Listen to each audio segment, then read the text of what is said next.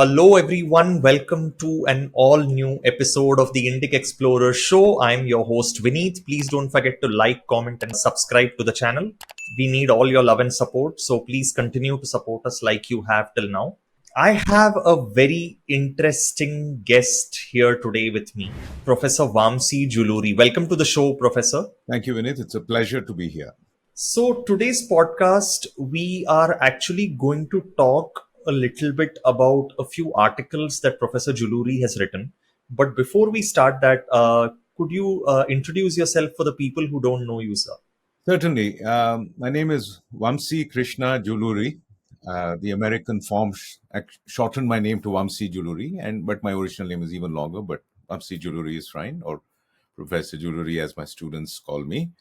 I teach media studies at the University of San Francisco, which is a small, well, not so small anymore, but it's a smallish liberal arts college in the city of San Francisco, right by the Golden Gate Park and Haight-Ashbury. So blessed to be in a nice town, in a nice part of town with nice students.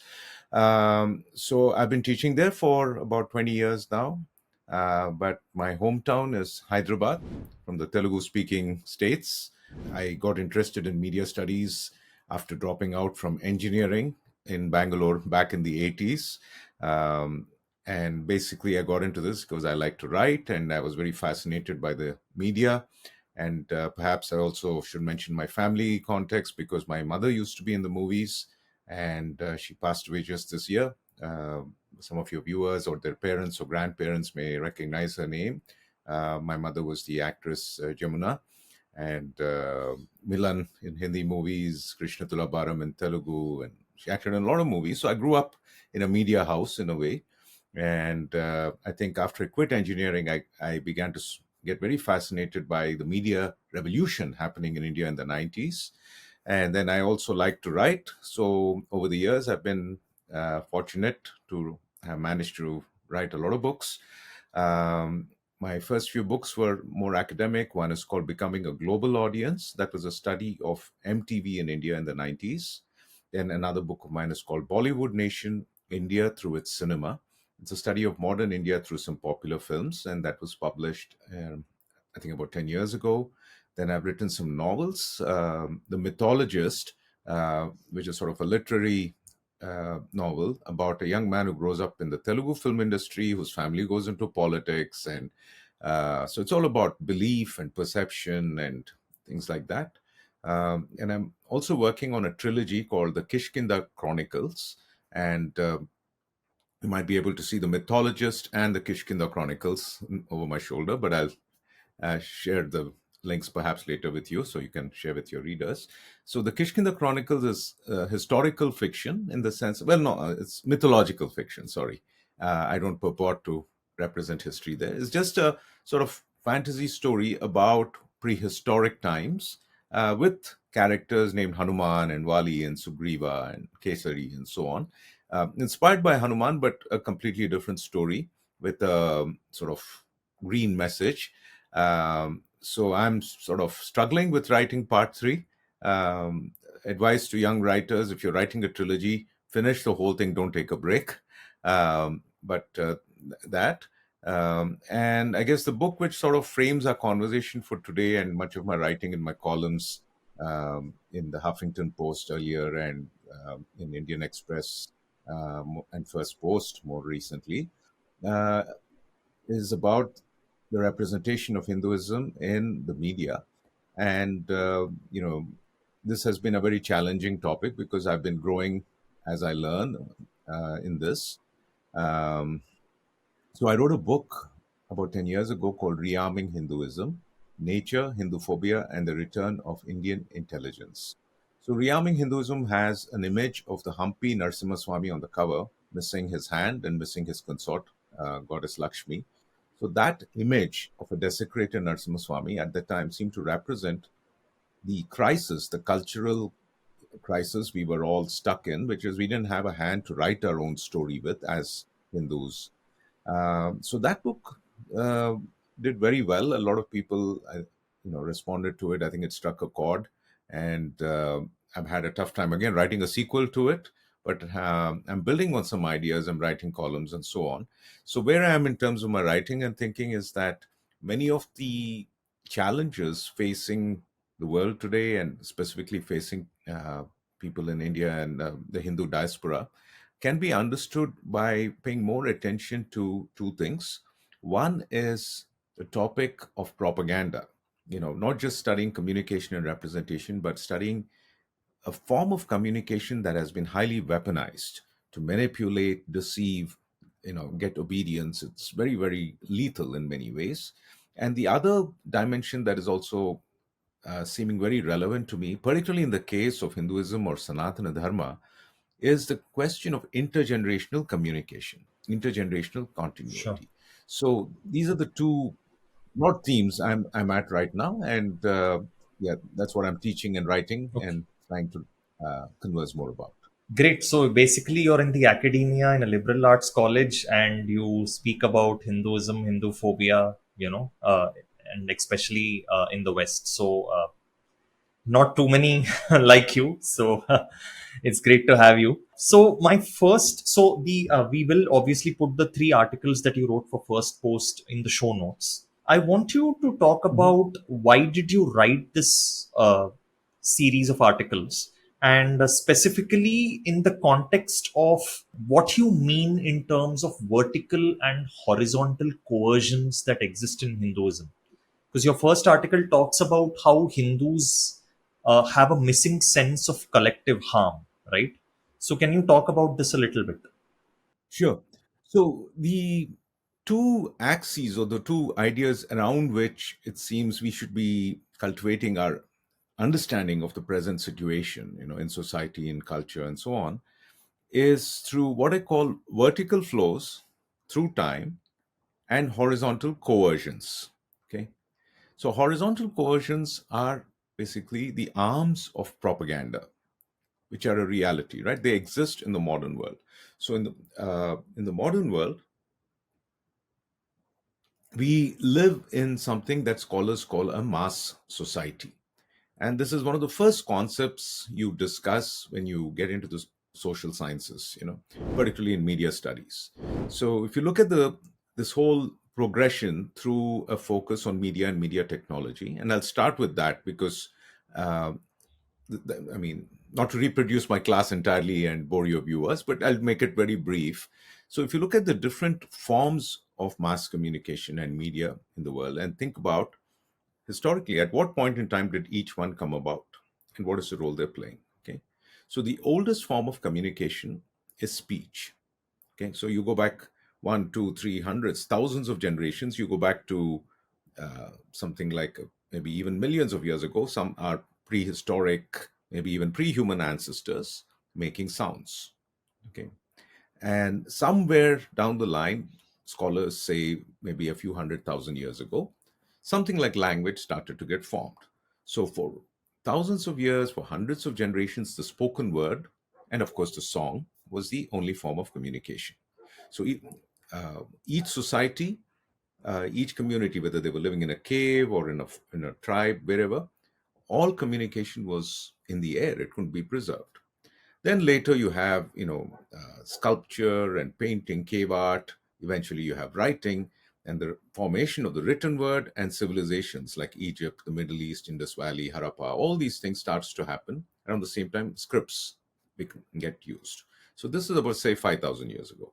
And then again, for a very long time, there's no big change in communication, but writing is powerful enough to create large networks and empires. So you have the Roman Empire, you have the Roman Empire, which then morphs into the Christian Empire, largely because of the power of writing, through the Bible and through organized missionaries and so on.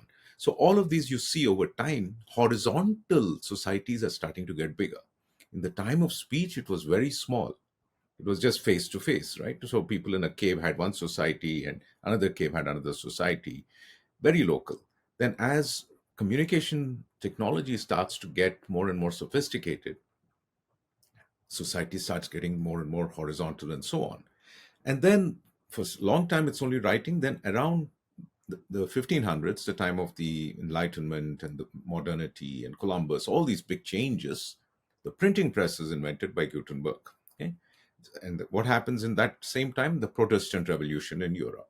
Okay, so from that time, the mass medium is born. The first mass medium, truly mass medium, is print, because now writing has been standardized, it has been homogenized.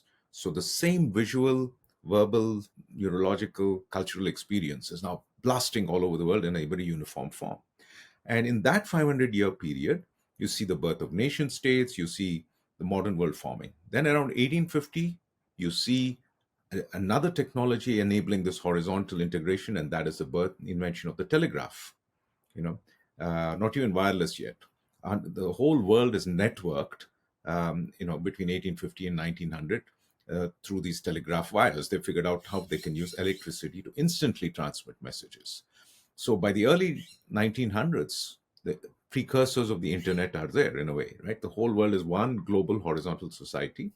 Uh, and then, of course, all the other media come, radio, and then cinema, magazines, newspapers. And from the 1950s, you have television, 1980s, satellite television. From the 2000s, you have internet, social media, and so on. So if you look at this flow, you see most media influence on society has only been the last 100 years, from about 1920s or so. And if you look at what has happened in time in these 100 years in terms of generations, okay, that's when the picture gets very, very interesting. So my thinking in this has been influenced a lot, not only through the study of media, but also the study of generational change, especially the work of a scholar here, a psychologist named Jean Twenge, a book called iGen, and her latest book is called Generations. And I saw similar themes when I did my research on MTV in India in the 90s. I could see there were a lot of intergenerational issues, between teenagers and parents and so on. Now I think I have a richer grasp conceptually on this whole thing. So to summarize this whole vertical horizontal thing, my thesis or my approach now is to say that uh, if, if you want to understand the present, just look at the generational flow of culture, broadly culture, but specifically in our case, let's say Hinduism, whatever Hinduism means in each family or community. What was it, say, in our grandparents' generation? So my grandparents, they had their childhood when around 1910, 1920, maybe, or even before. My father and mother grew up in the 30s and 40s. That was their childhood. Okay. I grew up in the 70s. And then I have, friends and all who grew up in the 90s. And now we have children who are growing up now. So each generation, at any time in history, there's three, four generations interacting. And that's what I call the vertical flow. Now, what do I mean by horizontal coercion? Each generation, particularly when it's in the schooling and college age, is subject to vast organized ideological, pedagogic, cultural forces. Okay, and this is a fact. And these forces have been organized on a large scale, mostly in the last 100, years or so. Okay, because before that, simply the technology did not exist for the whole world to get the same message simply, or even the whole country. Now you have a technology, the internet, where the whole world can be blasted with this very similar message or messages at the same time. So, and there are institutions. Okay, the school is a very powerful institution. Modern schooling was only invented like in the 1890s, early 1900s. It started in Germany, this what is called the Prussian factory school model, spread all over the world. And the reason we all have a very similar school experience, right? Sitting in a desk 5 days a week, every 40 minutes, different subject, and most importantly, being cut off from other ages. The whole idea of being in a school where you're stuck with your cohorts is, in a way, designed to break intergenerational communication. And in a more alarming sense, let me mention these two examples quickly and then I'll pause. It is my understanding from my research on propaganda. By the way, yeah, all my research right now is I'm trying to write a book on the history of propaganda.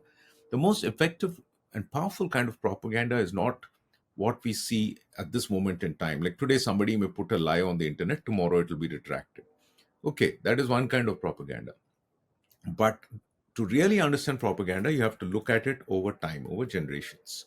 And what we see is right from the time of colonialism, from the time Columbus landed in the Americas, there has been this practice of organizations or ideologies or cults or groups which thrive on propaganda trying to break intergenerational ties. The most egregious example is the Native American boarding schools, from about 1890 to about 1970 in Canada and the US. Thousands of little children were, taken away to these boarding schools where they were treated like prisoners of war.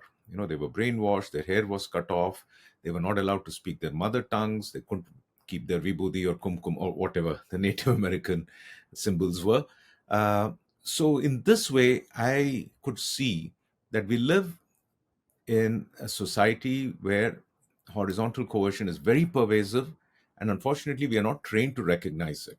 So, what most Hindu families end up doing very simply is we don't really get the sense that each of us is part of a flow in time, and that is something that's very important because particularly in a polytheistic uh, tradition like Hinduism. I mean, okay, the theology is a different argument, I won't go there.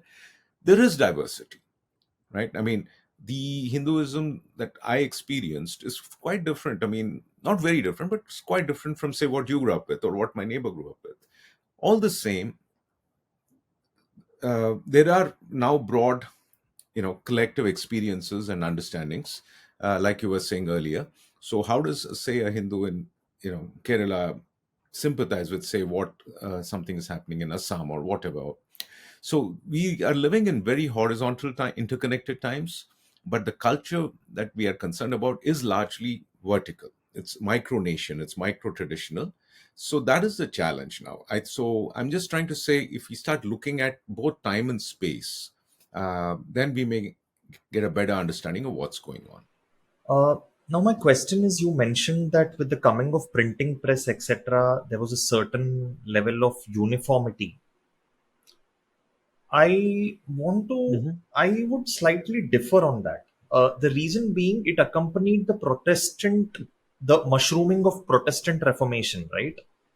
And Protestantism actually, Mhm. in my view, is very decentralized compared to Catholicism, in the sense that the individual, not the priest, can interpret the canon in his or her way, and that's how Mhm. literacy happened, and then you interpret it in your own way. So in a way, it's breaking the centralization.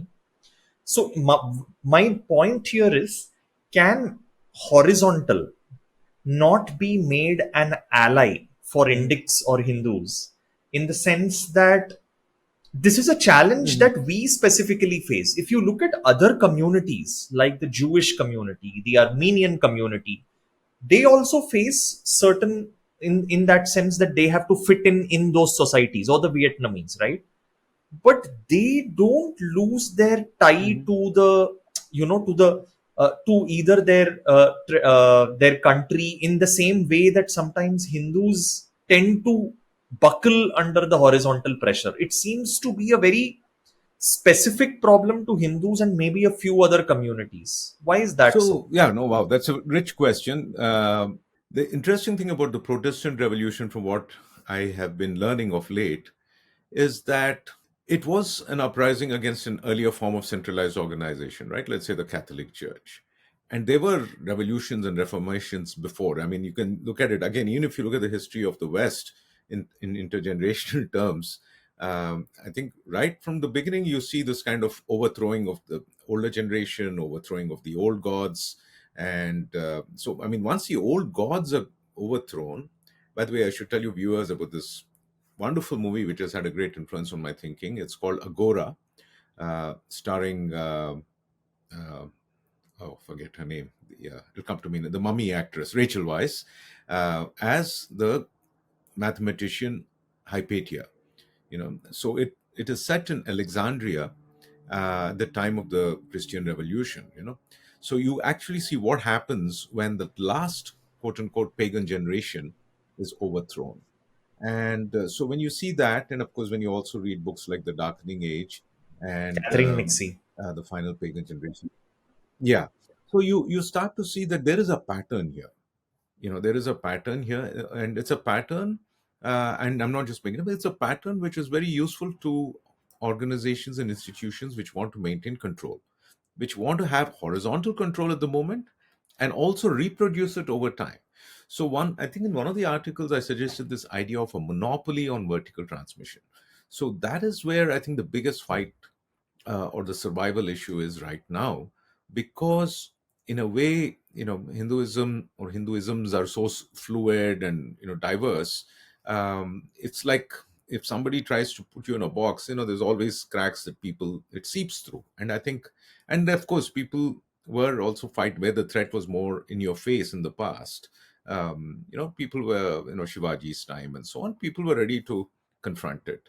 Uh, but I think with modern colonialism and communication technology, the challenge is now more and more internal. It's with the mind. So we do live in a society which is horizontal in the sense, the world is, I mean, the entire global system, the national system, all of these are mass societies. Um, and that's the reality. And I'm not, talking about some avatar, the blue people avatar kind of utopia or something like that. I recognize we're all living in modern mass societies where we have to negotiate our existence as citizens with governments, passports, bureaucracies, all these things. But to go back to the way what I think happened after the Protestant Revolution, the centralizing forces and agencies just shifted. Okay, so true, the Catholic Church was no longer the Roman Empire, was no longer the grand organizing force. But other things happened, right? The nation states came. So each country started to get its own state, which was a pretty powerful organizing force. And transnational forces also remained, right? I mean, the church did not go away. And now the Protestants, too, of course, they kept, you know, morphing and morphing, particularly here in the US, more and more churches keep getting born. But at the end of the day, there is, and they have their skirmishes, they're always fighting each other. When you think of the Protestant Catholic wars in France, if you think of the Democrats and Republicans here in the US, you see this kind of conflict happening, always, it keeps happening. So there is always centralized tendencies. And, starting in the 40s and 50s, of course, in a way, other organizations got born, like the UN. If you read Sitaram Goel on, the enormous role played by the Federation of Churches or whatever they were called in the 1940s, right here in San Francisco, in shaping the UN, you realize all this utopian, do-gooder image we grew up with about the UN was a huge, huge exaggeration. I mean, colonialism was ending. I mean, all the empires were crumbling. So, what Sitaram Goel tells us, and with good evidence, is that these guys said, okay, let us keep our fingers in all these colonies using the cover of human rights and religious freedom. And so the book, by the way, is called Hindu Christian Encounters. So, so I think that centralized power systems have remained. So the challenge now, basically, I think for us is, uh, at least for me as a teacher, as a social scientist, is to just say, hey, let us try and understand how the world we live in today got shaped. How has it come into being? And for that, we need some understanding of sociology and communication and propaganda and so on. I think there are two aspects to it. The way I diagnose this, firstly, I think there is a certain sense of strength in the Hindu Hmm. theology being decentralized, continuing to be that way, which is it's a very very strong force, which is I think which has helped it resist in a way proselytizing monotheism, which is that since there is no one definitive narrative, when you criticize a certain section, let's for an argument say that there is some part in the theology that is problematic and is getting criticized. The problem is there is some other sub theology which is coming in which completely counters that because it does not believe in that. Just to give you an example, right? So there might be certain people who would say vegetarianism, but then there are other traditions who will say we do believe in Bali Pratha. So there is no one definitive way. So when you try to counter, argue, or attack, in a theological fashion, there's always a counter because there is no definitive way. Like when you say something related to caste, there is something else that is countering that. So there is no one way to kind of take it down. So I think that I think is a huge strength. But my there is another thing also, that there is some merit not in replacing the decentralization and replacing it with a centralized structure, but to create a parallel structure which is an add on of centralization. And let me just kind of articulate this better.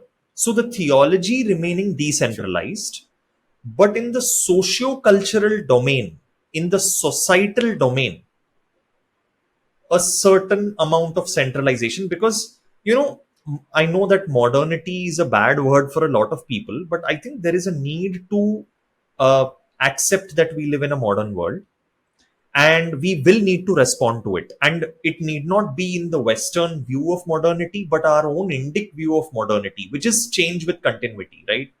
So if we see, like, for example, I would say a very huge trauma for Hindu society is the Battle of Panipat, where you saw fragmentation, which I metaphorically call the Panipatization of Hinduism, where the Jat, the Rajput, the Maratha, the Peshwa, the Pahadis of Uttarakhand, they are all fragmented and they have not come together in that definitive, if I may be allowed to use the word, crusade of sorts, right? And that leads to a loss.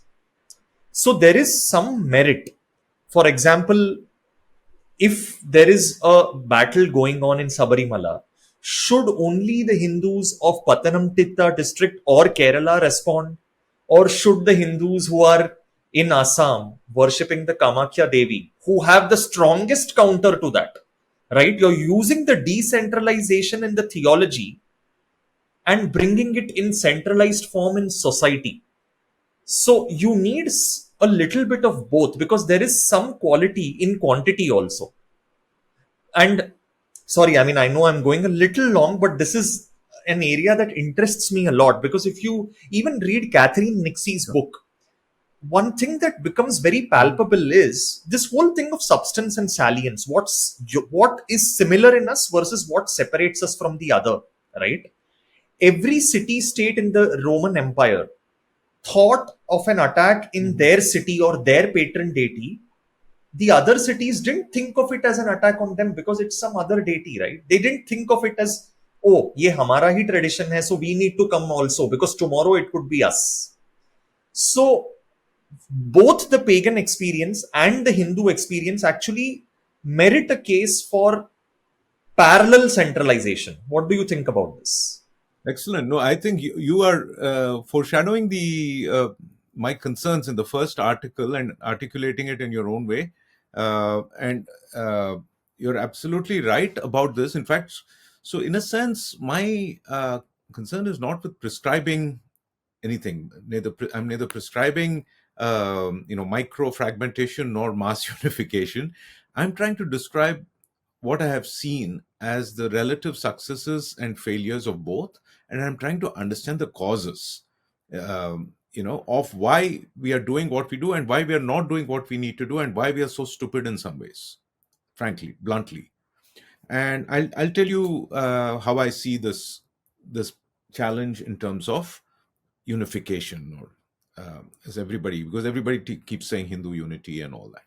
I'll start with one example because I fully agree with you that there is this complete absence of empathy as Hindus or as whatever, as for something that happens.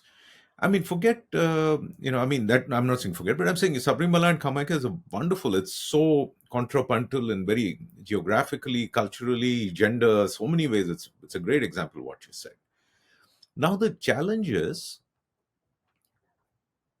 I'll tell you one thing that happened on my Facebook when Sabrimala, the controversy happened, right? With the Agora moment where they decided that, some feminist who actually boasted that she was going there to, throw some personal product on the deity.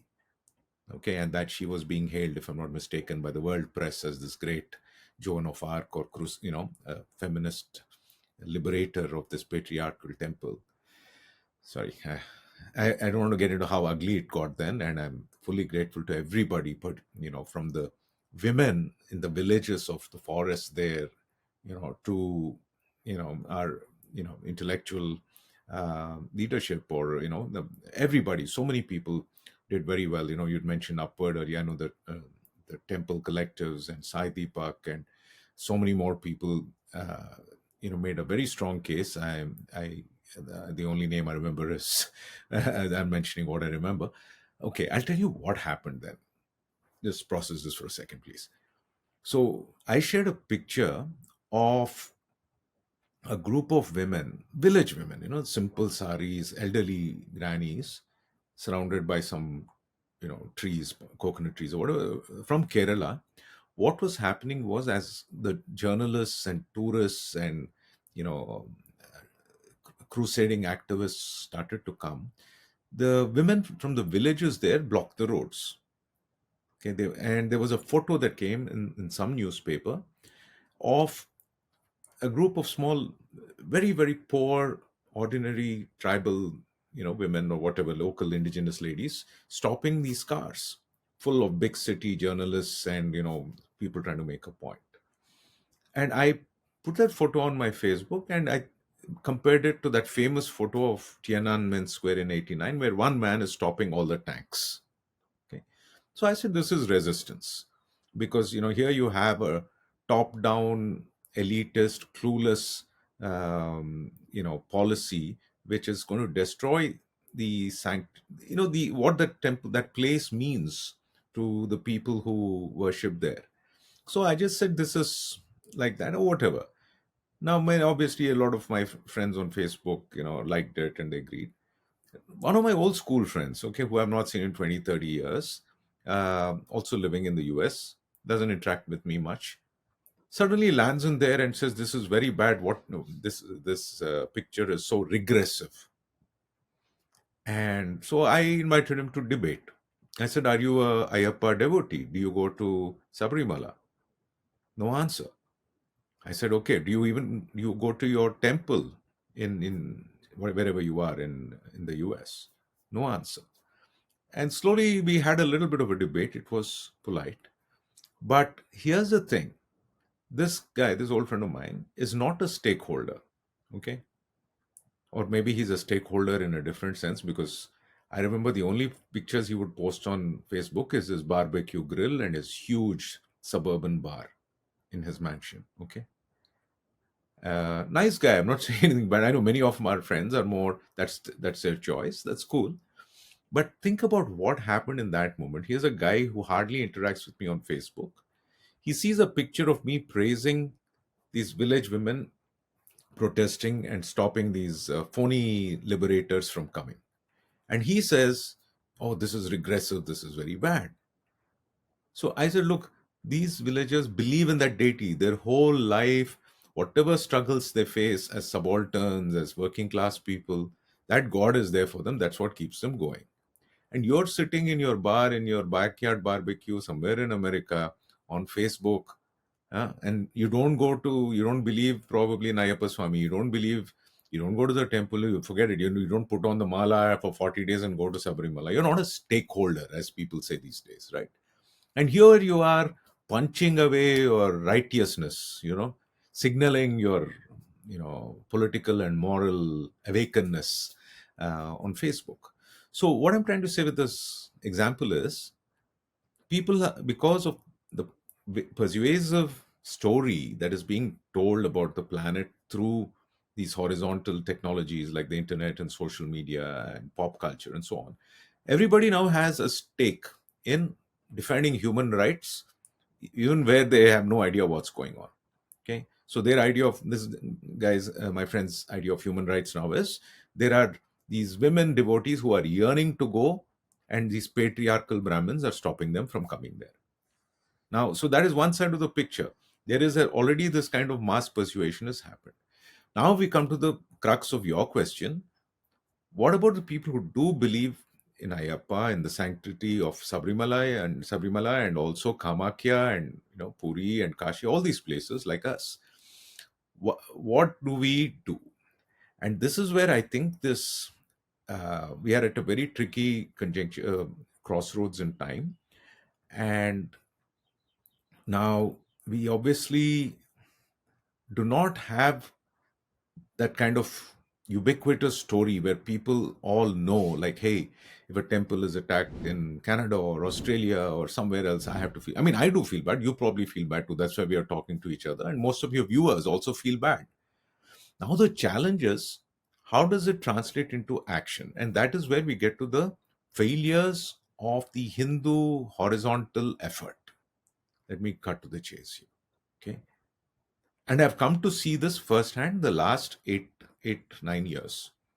Now, let us name names a little bit politely, respectfully, but factually. Before 2014, 2015, I did not know anybody from the Sangh Parivar or family. Okay. Now, my mom being a public figure, I recall meeting, you know, various politicians when she was in parliament and all these things. And my mom was a larger than life figure in that sense, or she seems that way to me because she was my mom. And she had friends in all parties. She was respected by everyone everywhere. And certainly, I remember there were one or two people from senior, Sangh leaders from Hyderabad and Bhagyanagar, and they were all respectful, mutually respectful. So I could see there were some people there and all that, but I personally did not know anybody. And almost everything I knew about BJP, RSS, etc., was through academia and media. So for a very long time, I would say from about 2006, 7, when I started writing about the textbook issues and Hindu misrepresentations, I always saw what I was doing as my own thing. I said, okay, I don't know who these guys are. Um, you know, they seem very problematic, at least from what Arundhati Roy says, they seem problematic. I mean, that's all I knew. Another example, let me give you. 2002, when the Gujarat incident happened, I was mentioning this to a friend. I'll give you the example of psychology. Some of my students asked me what happened in Gujarat because all the photos were coming in the papers. And I did I knew vaguely there was something about a train fire, and after that there was some quote unquote genocide or something going on. And I just said, yeah, yeah, there's some real, hard line, right wing Hindutva people, and there is some horrible stuff happening in Gujarat. This was 2002. Then a few days later, I met a friend who was from Gujarat, and the first thing he said was, "Oh, there were children on the train," and he started crying. Then it hit me. He said, my God, I just fell for the lies in the paper, right? I just thought there was some accidental train fire, and then that was not something to worry about, but everything else was to worry about. The backlash was the problem alone. Now, I'm mentioning that example again is because, see, when things happen in faraway places, we are dependent on information, we're dependent and also dependent on the nature, the form that the information takes. Is it persuasive? Is it credible? Is it persuasive? Okay. And this is where I think the whole attempt to create this horizontal Hindu identity has been really lacking, because this is what has happened. Okay, sorry, I started with my encounter with Sangh in 2014 15. So, what I have observed the last 10 years or so, the way this attempt to quote unquote unify Hindus is happening, Hindu unity as they call it is stuck in the 1920s, 1930s. Okay, it's a vast organization, and it is led by these monk-like people, I guess the pracharaks or whoever, who sacrifice their own interest for the defense and welfare of Bharat, and they have many progressive values, which obviously the academics won't talk about.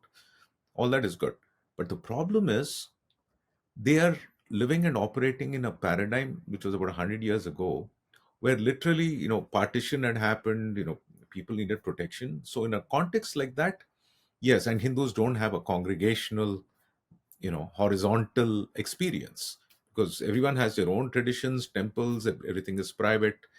But the Sangh, obviously with shakas or whatever, they have started creating this experience where people could feel courage in numbers. So in some contexts it probably worked. It helped people in the ghettos, in very difficult situations in the past. It helped with relief work. Probably it helps with election work for BJP. All those things are fine. But then the world has changed. 3 4 generations have come along. Now we have a situation where this idea that, oh my God, if something is happening to somebody else, there it could happen to me next, or it could happen to my family or my temple. Now that is where they have not been able to really come up to speed. because they are still operating in this let's get bodies together framework from 100 years ago. And that is actually impeding a lot of things, because what happens now is uh, many times people want to learning there's a problem, but then they end up thinking that all we need to do now is support this one group or one leader, and the problem gets solved. And I'm seeing this again and again, and it is catastrophic. So again, I don't want to criticize or blame one leader or one organization for this. I want to just try and spell out and express how I'm understanding how we got here. And the last point I want to say over here, and similar to, I guess, the first article, is also, I think there's a very deep rooted problem where it's very hard for us to empathize with the pain of other Hindus. Okay. And no matter how much people say it, I mean, in the 80s, I remember as a teenager when I read about the car sevaks in Ayodhya being killed, it hardly made a impact on me, because it was. Even today, if you see what happens to a Maitei Hindu, how much does it really impact Hindus in another part of India or anywhere else in the world? Like you'll see that, like if there is any other community, then that would be magnified internationally. One problem is being a global minority, but even within the same country, how many others actually identify with it? It's almost like, oh, it's not us, so why should we care? Yeah, so I think that's where we are at a crossroads in so many ways, because the people who put in the most effort into organizing, creating a horizontal Hindu uh, collective, which is, I guess, the Sangh Parivar, they need to figure out what they're doing next, because, I'm alarmed by what I see happening in so many ways, like Sitaram Goel writing way back 20, 30 years ago that, I don't know if you know this quote, but Sitaram Goel said, the Sangh Parivar might lead Hindu society into a trap from which it can't recover. It might do what, you know, the Mughal invasions and the British colonialism failed to do. And I mean, it sounded hyperbolic at the time. And you wonder if people, when so many people have good intentions, obviously, how is such a negative outcome even thinkable or possible? But course correction is desperately needed, because these guys, what happens is almost any Hindu gets aware that there is a problem.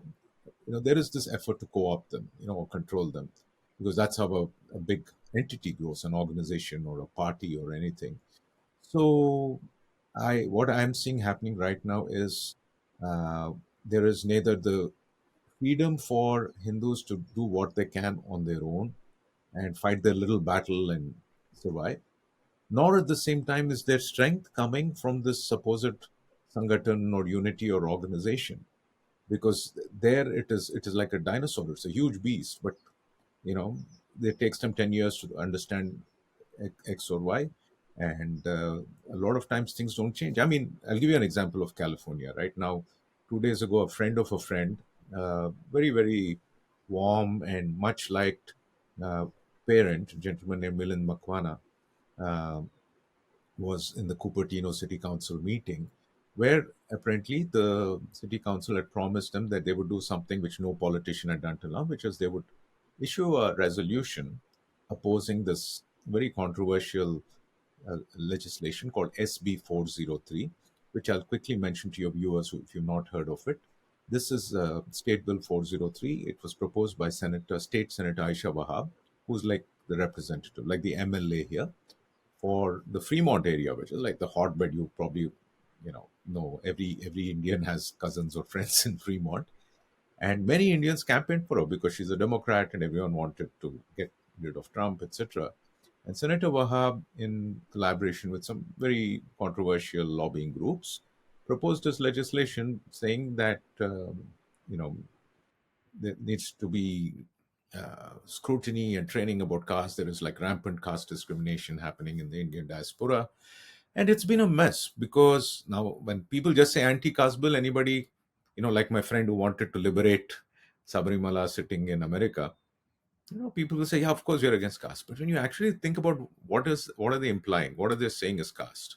Okay, if is it going to be considered casteism if you celebrate Holi? Because That's what they were saying in American universities, right? They had this campaign called Holi Against Hindutva, where they claim that Holi is celebrated by Hindus because a Dalit Bahujan lady named Holika was burnt by Brahmins. So completely absurd stories, okay? So they put the story out on campus, and a lot of students either believed it or were forced into believing it. So they said that we are going to protest on Holi instead of celebrating. We are going to wear black. So those are the kind of absurd, mendacious, false things that are being pushed as antidote to casteism. So now the scary thing about this bill is that it may actually create the problems which don't exist today, right? Because once everybody is forced to comply with these behaviors according to where they are on the so-called caste system, then all these things become real. And then 10 years from now, you know what they'll be saying? They'll say, oh my God, now there are so many lawsuits, there's so much casteism happening, and these Brahmins are responsible for it. When you can see it was an Afghani MLA in collaboration with all sorts of shady transnational far right lobbies creating this. It's very similar to what the British did 100 years ago. So, to bring this back to Milanji, so they had this meeting, and from what my friends who were there told me, at the last minute, the city council people sort of let them down. They gave good speeches, but in the resolution, they didn't say enough. So he was very disappointed by that. And then the next thing that happened was he had brought his children along to speak, and they were not allowed to speak. So with all this, the stress got to him. I think he had some, it all got to him, and then he collapsed and died soon after.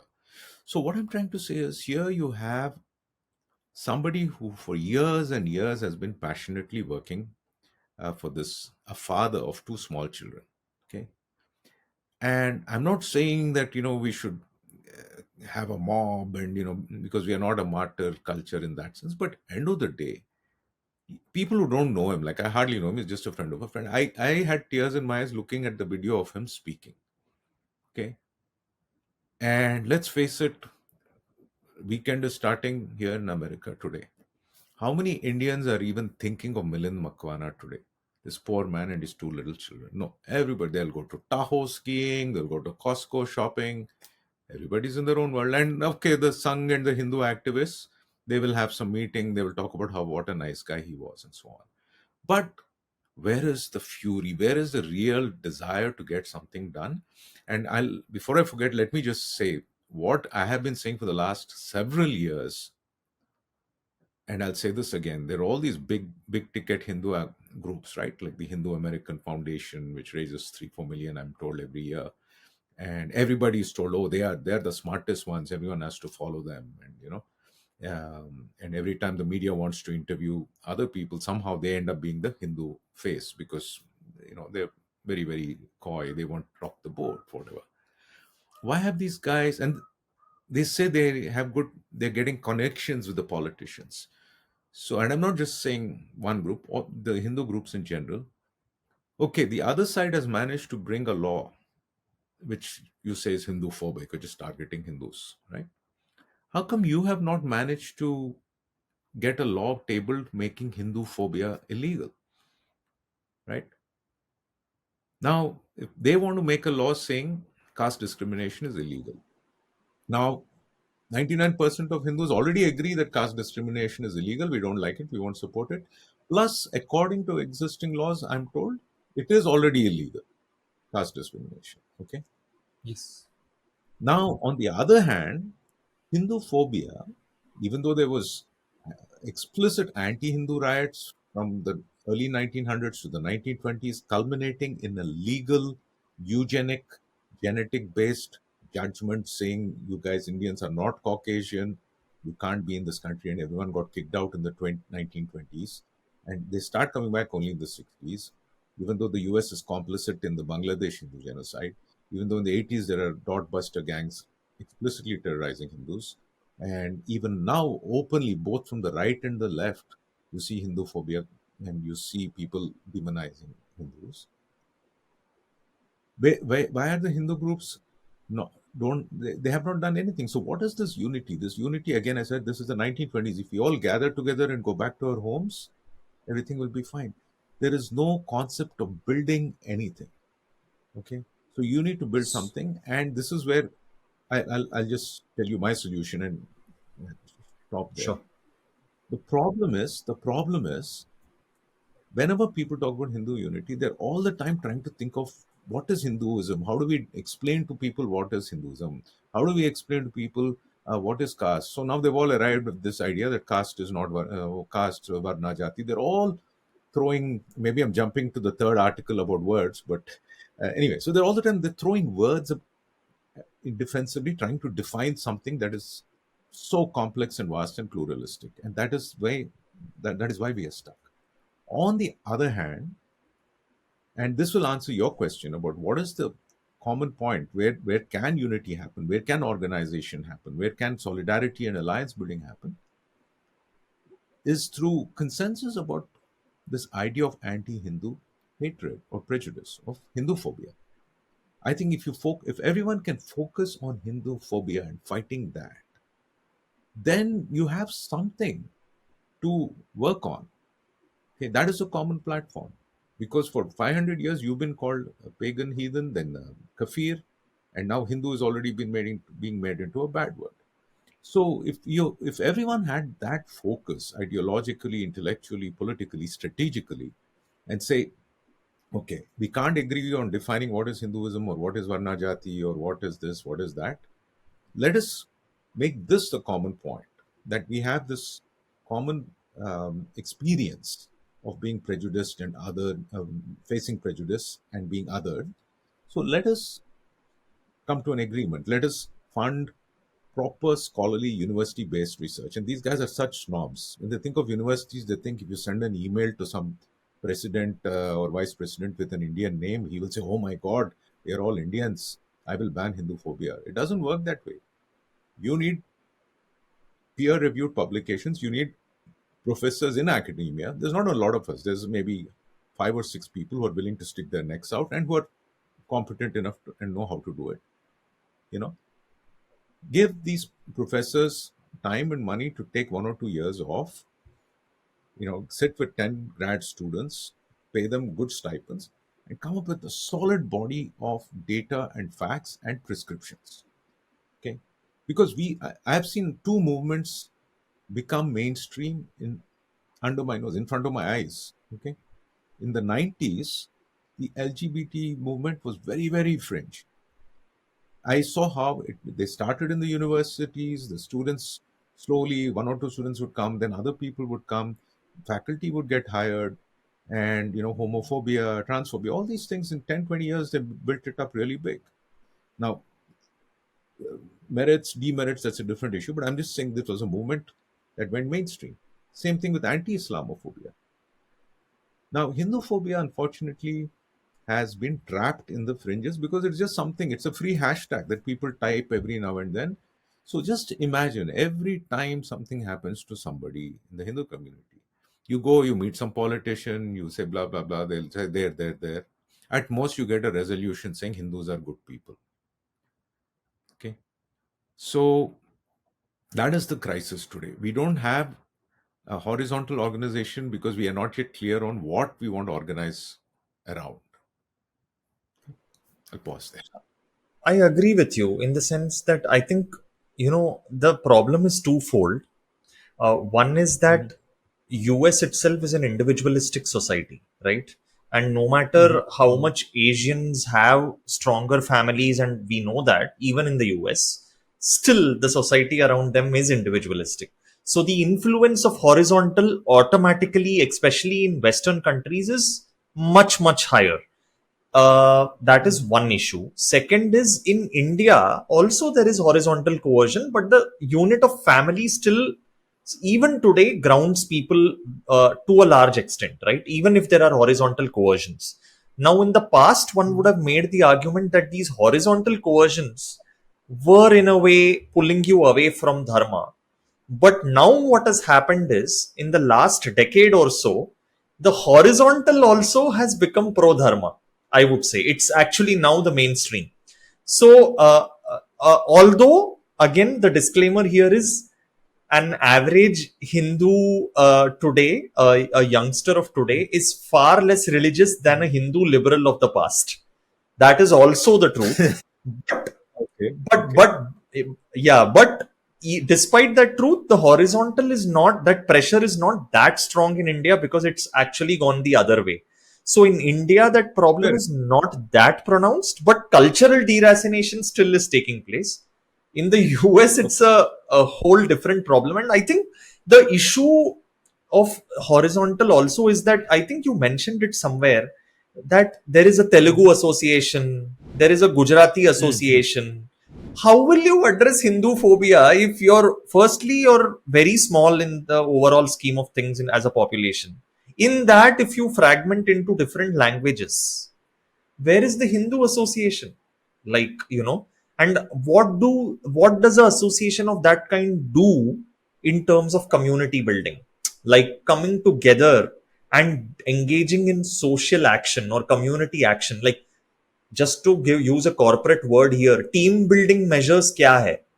Like just coming and putting some crackers in Diwali, that's not going to cut it. It doesn't cut the mustard, right? So I think that is a major challenge which Hindus face.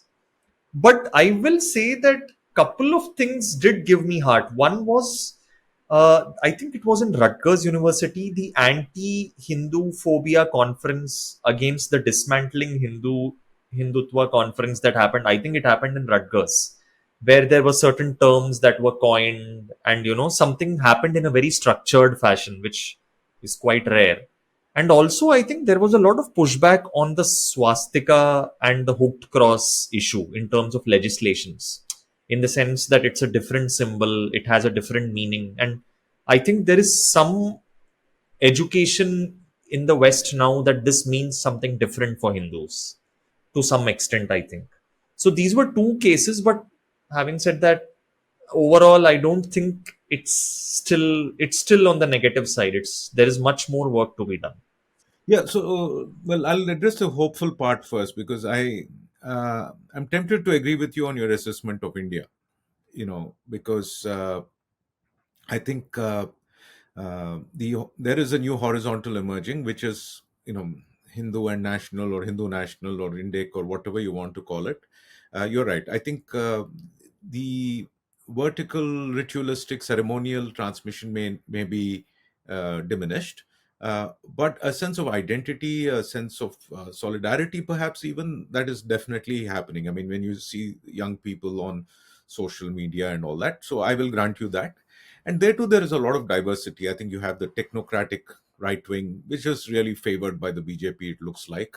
So who have a very basic, lowest common denominator, idea of Hinduism, and okay, that is taking its course. And then you have the people who are more, I guess, indigenous, culturally rooted, that want to preserve temples, and I know they've been called trads and RWs and things like that. Okay, whatever those labels mean. But so India is, yes, you're right. The youth has some silver linings there for multiple factors.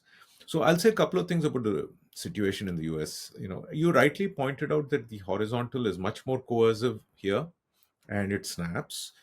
Um, I'll give you an example of this. Okay, so 2 weeks ago, the local NPR affiliate, National Public Radio affiliate, had a program on this caste bill, and so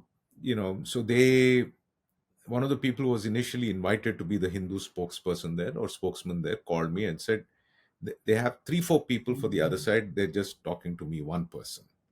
And I said, can I get more? They said, okay, if you can find a professor willing to talk. I said, I'm willing to talk, but unfortunately, that's the day of my mom's monthly puja. But there is another professor who you should get, because he's actually written books on caste, Professor Prakash Shah in UK. And caste is not really my area.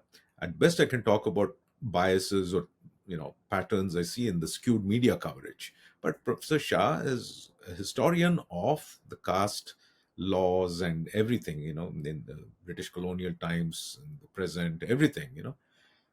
So I think he suggested to NPR that Professor Shah should go. He didn't. I mean, finally they didn't call Professor Shah. They didn't call this guy. They called somebody else.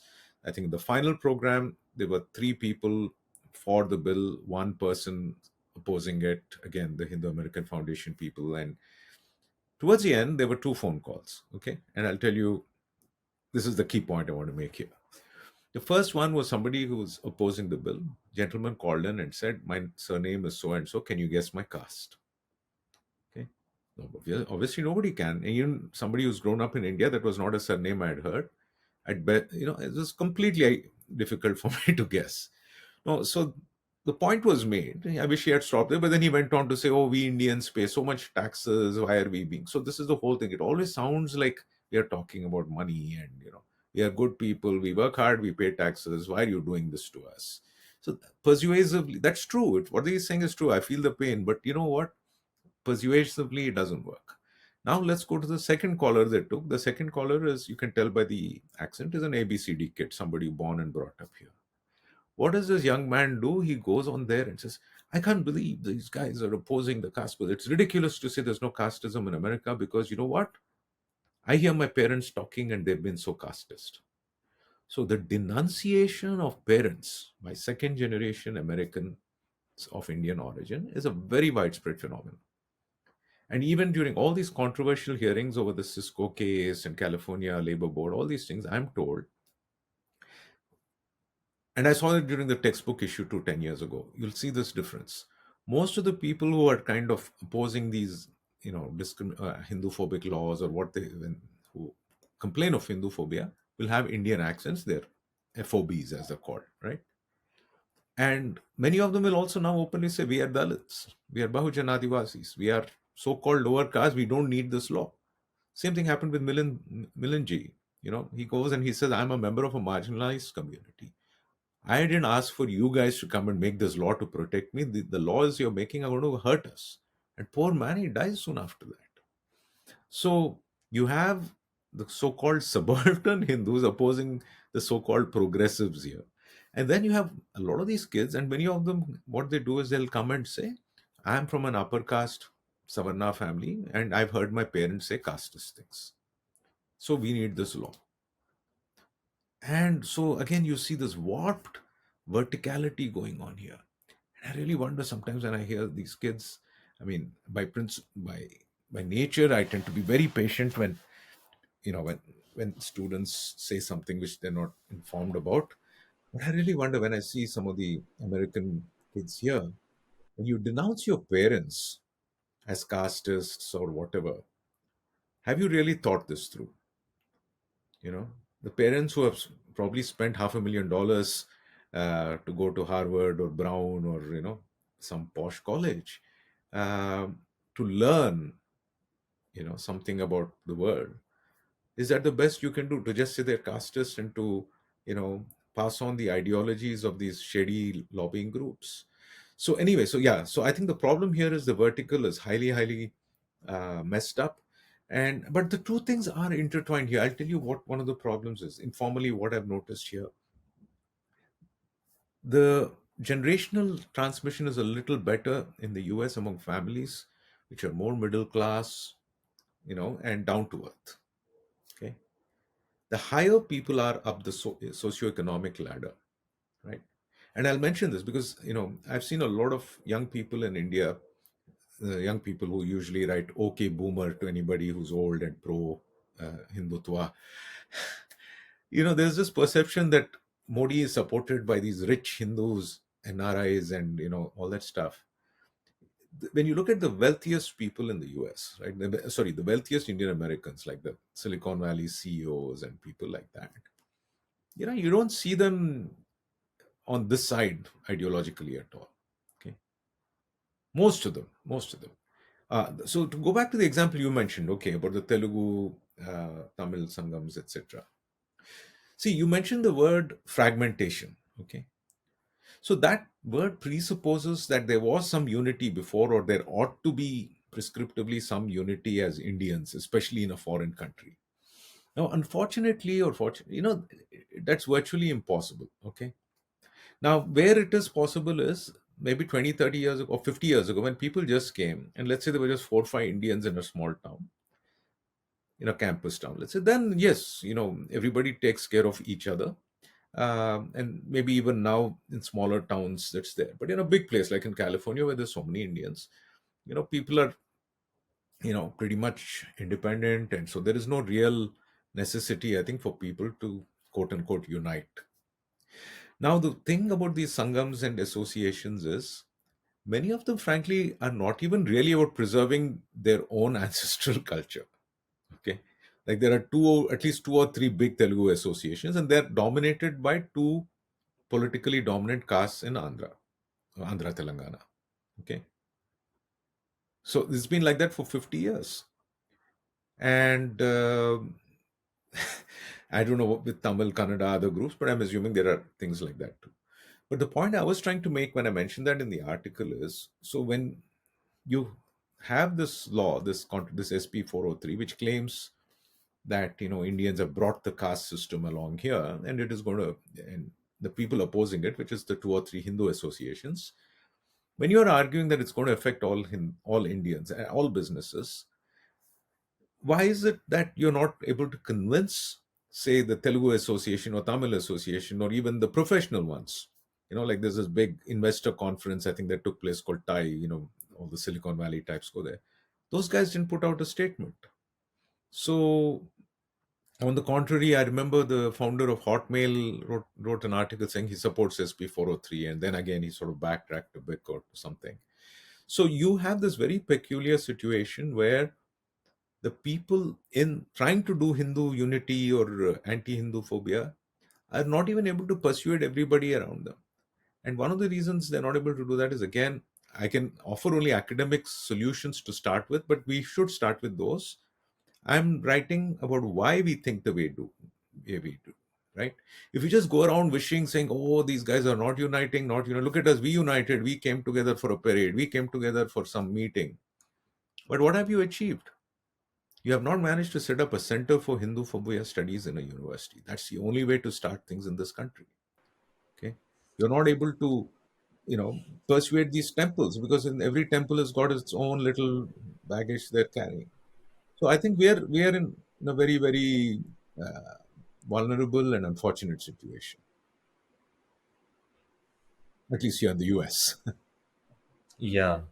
And yeah. And I think one of the major reasons for the working professional and the youngsters is that even let's say if there are a few who are, who want to be in that bandwagon and in the defense of Dharma, the horizontal coercion is so strong, the cancel culture and the possible loss of jobs, etc., is so strong that I think there are only two possible solutions. One is the older generation, which is outside the workforce, could step up the game because they have nothing to lose. And they are also more tied into dharma, so there is an incentive. And probably the next one, which you suggested in the not exactly activist, but the academic space, and through that trying to make meaningful action. Because an academic is a little harder to mess with, right? I mean, because they come with a certain distinction, and they come with data, they come with proofread, well written, peer reviewed material. So you can't really take them on that way. So I think that is probably, at least from the Western perspective, uh, I think the academic route is probably the first frontier that needs to be conquered. So points well taken, Professor Juluri. It was a great, fascinating conversation. Love to bounce ideas around with you, and I learned a lot. Hope you like the conversation as well. Absolutely, absolutely. I and may there's a saying, in Telugu, like balavaku daivavaku. So bala means child, but I'll just say, may the I think there is the divine works best through the words of the children and the younger people, as also elders, as you mentioned.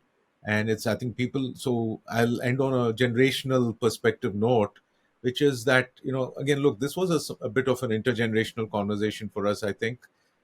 Maybe there's, I Yeah. don't know, 10, 20, 30 years apart between us, I don't know, but still, this is a wonderful conversation because these are the kind of conversations we need to have.